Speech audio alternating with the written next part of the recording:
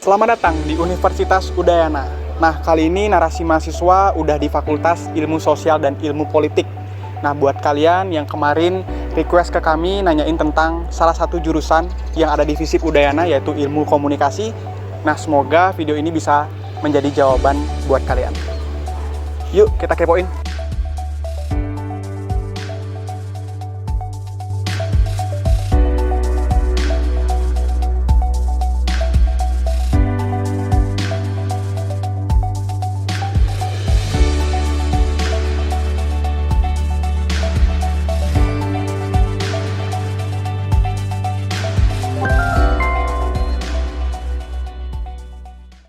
Nah, kali ini aku udah di salah satu fakultas terbaik yang ada di Universitas Udayana, yaitu Fakultas Ilmu Sosial dan Politik.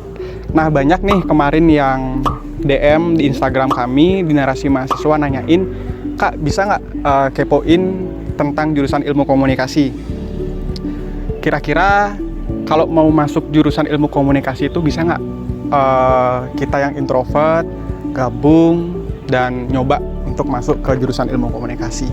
Nah, untuk ngejawab pertanyaan itu, kita udah ajak narasumber cantik di sebelah kiri saya yang nanti akan berbagi tentang seputar cerita ilmu komunikasi, kesan pesan, dan tips and trick buat kalian yang mau masuk ke ilmu komunikasi. Nah, untuk itu, sebelum kita bincang-bincang lebih lanjut, kakak mungkin bisa kenalin diri, nama, alumninya dari mana, dan semester berapa.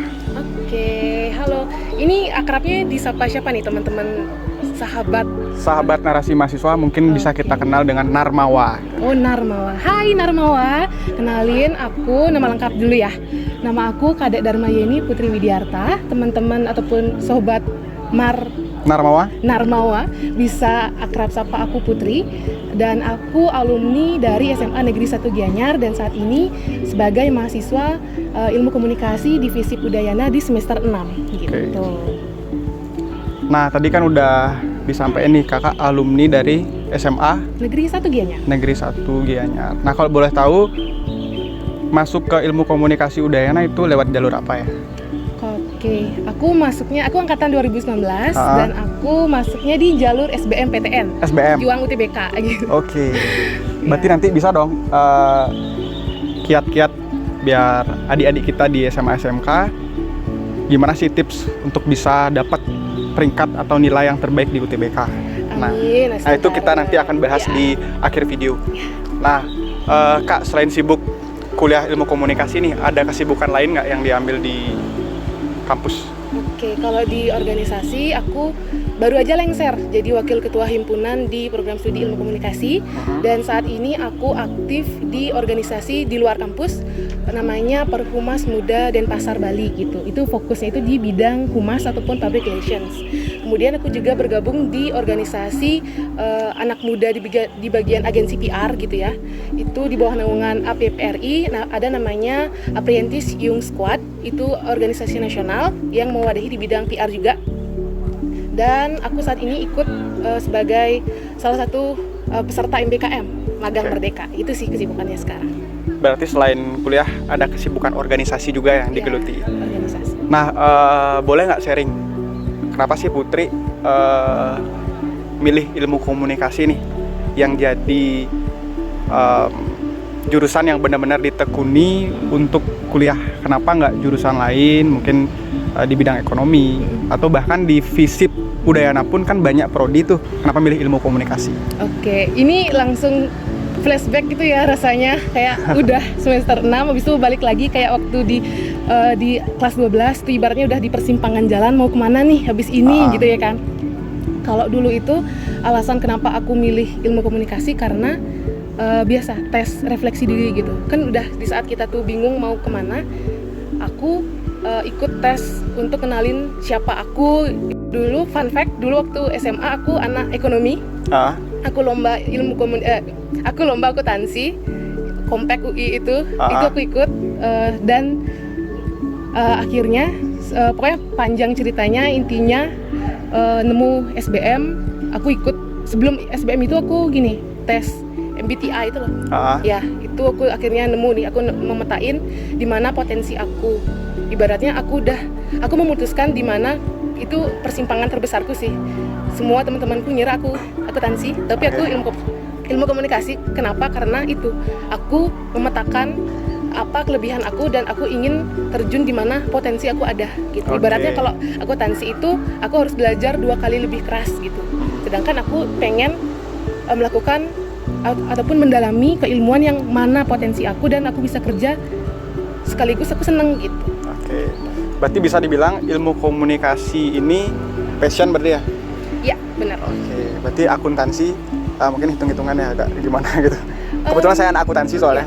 Gini sih, sebenarnya aku juga suka hitung-hitungan. Karena di ilmu komunikasi juga teman-teman di ilmu komunikasi juga ada hitung-hitungan gitu. Karena kita tidak bisa menghindari angka gitu ya. Kenapa? Karena aku suka di bagian pekerjaannya sih, Kak. Karena kalau akuntansi itu kan emang statis gitu kan. Banyak hal yang bisa peluang dari akuntansi, sama-sama semua jurusan itu bagus dan semua punya bidangnya masing-masing gitu. Aku ngelihat pekerjaannya. Aku lihat lagi, ternyata aku tuh orangnya nggak bisa monoton. Karena kalau akuntansi itu kan udah jelas alurnya, workflow-nya ini gitu. Sedangkan kalau di ilmu komunikasi, kebetulan aku interest di bidang PR, itu tantangan tiap hari sih. Aku suka kreatif, aku juga suka hitung-hitungan, dan aku juga suka analisis. Jadi aku memilih yakin ke ibaratnya idealis banget sih, idealis milih ilmu komunikasi. Oke. Seperti itu. Nah, tadi kan dapat disinggung terkait dengan suka sesuatu yang baru lah. Yes. Kreatif. Terus kalau PR kan pasti public relasinya banyak dan ya sosialnya juga oke lah. Nah, dari Putri bisa sharing nggak mengenai mata kuliah nih? Mata kuliah di FISIP itu belajarin apa aja sih? Oke, kalau di FISIP jelas lebih sedikit ya hitung-hitungannya, tapi tetap ada, dan cenderung di bagian analisis sosial gitu ya. Kalau di semester awal sama aja kayak teman-teman yang lainnya, mata kuliah dasar kayak bahasa Indonesia, bahasa Inggris, pendidikan Pancasila, dan diawali kayak mata kuliah pengantar pengantar teori ilmu komunikasi. Kemudian ibaratnya semakin ke dalam, semakin penjurusan gitu ya, semakin mendalami kayak ada kajian media, kayak literasi media, manajemen humas gitu. Jadi di bagian itu sih. Dan juga ada satu mata kuliah yang paling seru biasanya anak-anak ilmu komunikasi suka, komunikasi antar pribadi. Nah, itu kayak gimana tuh? Nah, ibaratnya kayak kita tuh juga mengkaji, kayak kita tuh juga ngelihat gimana sih psikologi, ada psikologinya juga, gimana sih orang berkomunikasi itu menyampaikan pesan. Kayak kalau misalnya ada situasi A harus kayak gimana. Habis itu kemudian orang itu memberikan respon A dan B itu kenapa dan gimana kita menyikapinya kayak gitu. Dan di komunikasi antar pribadi itu juga salah satunya adalah membahas mengenai pacaran, hubungan relationship. Nah, itu udah seru banget sih, ibaratnya udah langsung kayak kelas curhat juga sama dosennya kebetulan gitu. Jadi itu sih serunya di sana. Nah, tadi kan itu terkait dengan mata kuliah nih. Terus di lingkungan dosen, penugasan itu gimana menurut kakak? Kalau di lingkungan pertemanan, kebetulan kalau di angkatanku ya, itu beragam banget, bener-bener beragam banget orang-orangnya. Jadi kayak semuanya berbaur, semuanya itu berbaur. Tapi kita juga nggak memungkiri karena setiap orang tuh punya frekuensinya, skala kecocokannya masing-masing gitu.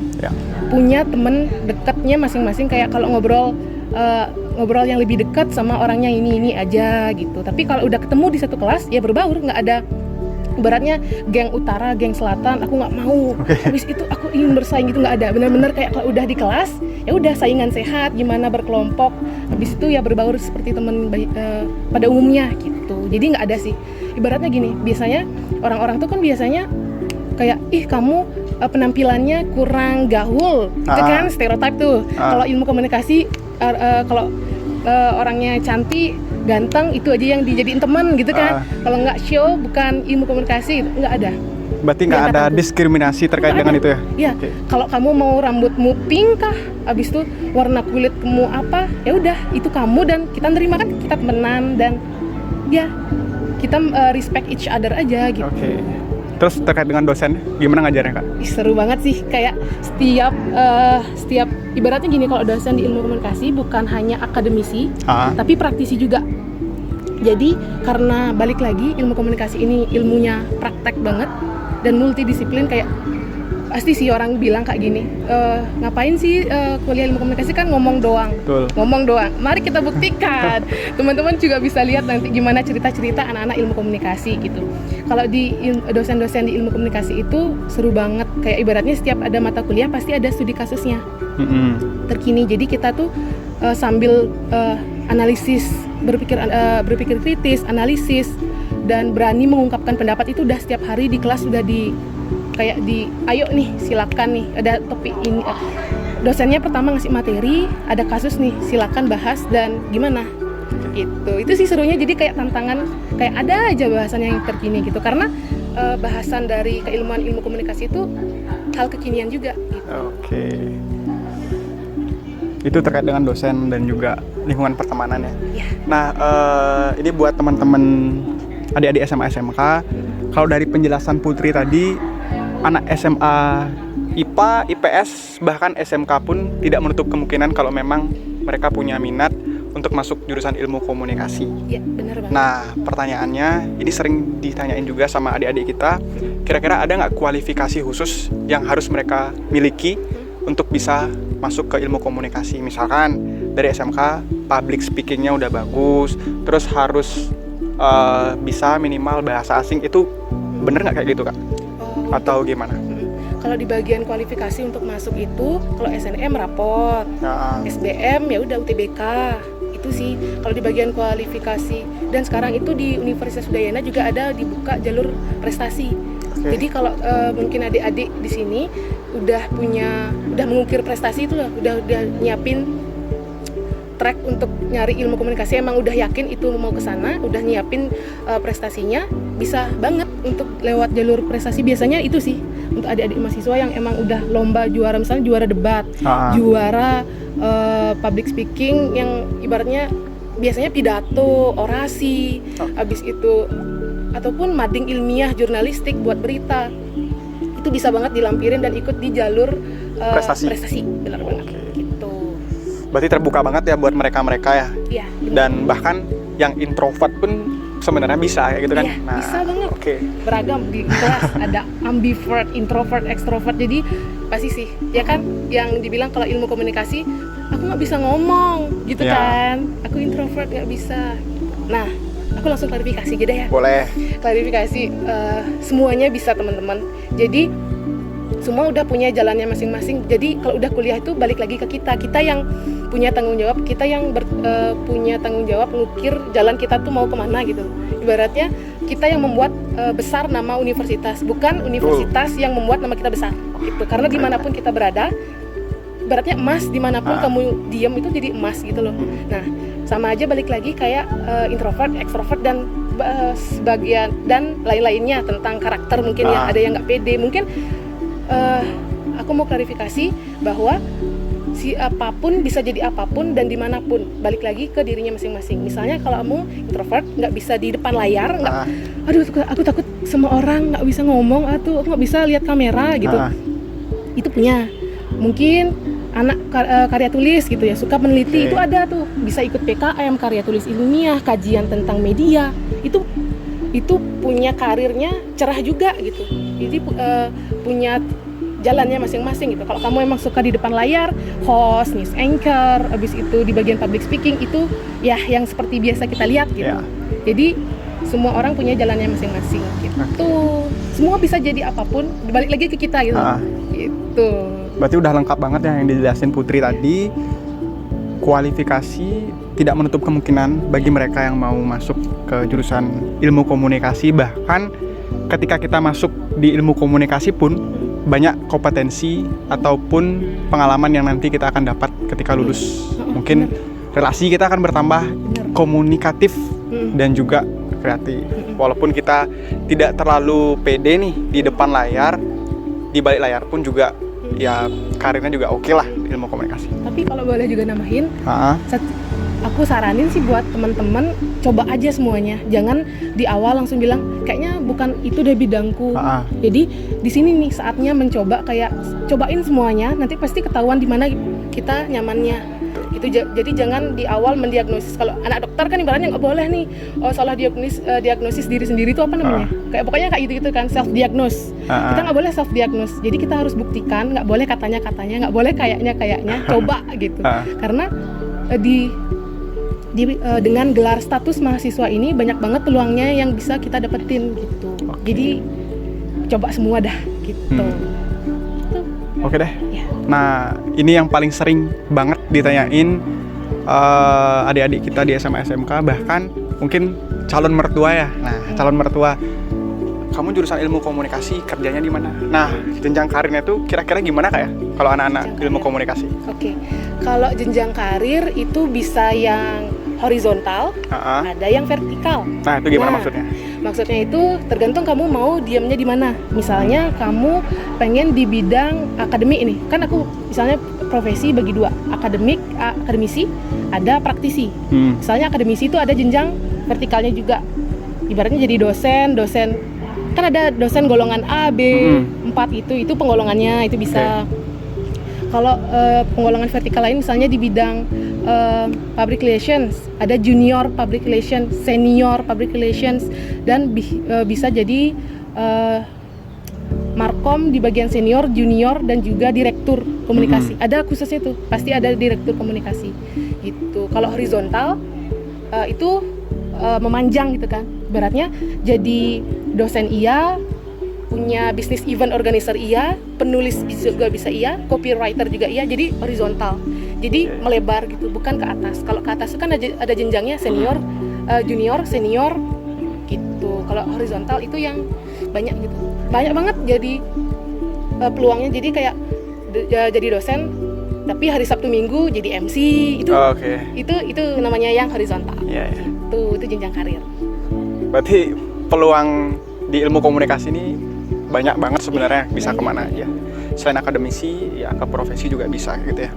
Keduanya juga bisa sambil jalan. Oh ya, benar juga. Pintar juga. Nah, kalau dari Kak Putri, kira-kira selesai ilmu komunikasi, lulus, rencana mau kemana? Rencana mungkin kerja dulu. Habis itu kalau dikasih jalan juga pengen lanjutin juga di S2. Oke. S2-nya bisa di Udayana ya? Bisa di Udayana, dan pengen juga nyoba peluang keluar mungkin gitu. Karena S1 sudah di Bali, mungkin S2-nya pengen keluar untuk keluar lagi dari zona nyaman gitu. Nah, pas banget. Nah, ini kan lagi momen-momennya SNPTN kan udah kelar kemarin, SBM, UTBK.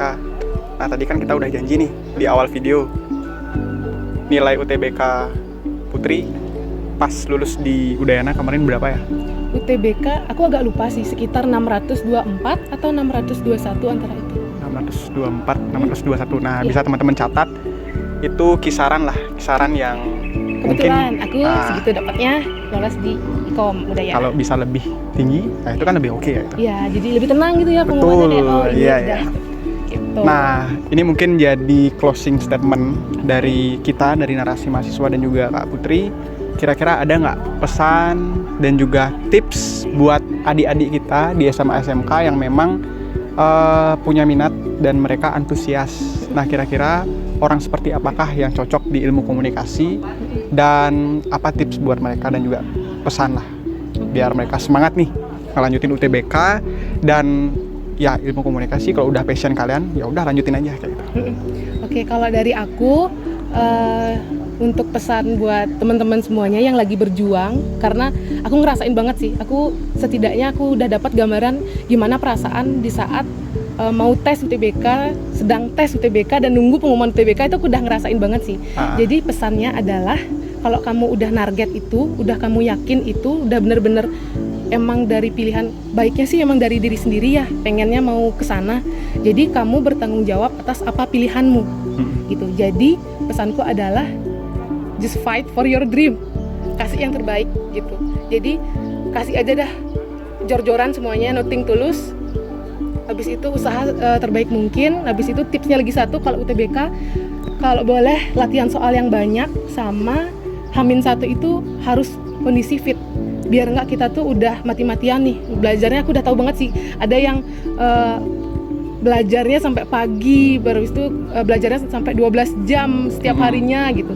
Itu kondisinya harus bagus sih di H-1 paling udah paling mentok tuh ya, toleransinya di H-1 itu harus bagus biar optimal di hari H, karena itu butuh konsentrasi yang tinggi untuk ngerjain tes UTBK itu, karena ya lumayan banyak soalnya. Oke. Semangat teman-teman, pasti bisa. Oke. Itu aja berarti. Ada lagi? Udah aman. Oke deh, terima kasih buat Putri yang sudah ngeluangin waktu untuk bisa berbagi seputar cerita ilmu komunikasi, dan semoga pertemuan ini dan juga bincang-bincang kita pada hari ini bermanfaat buat mereka adik-adik SMA SMK dan juga teman-teman yang nonton.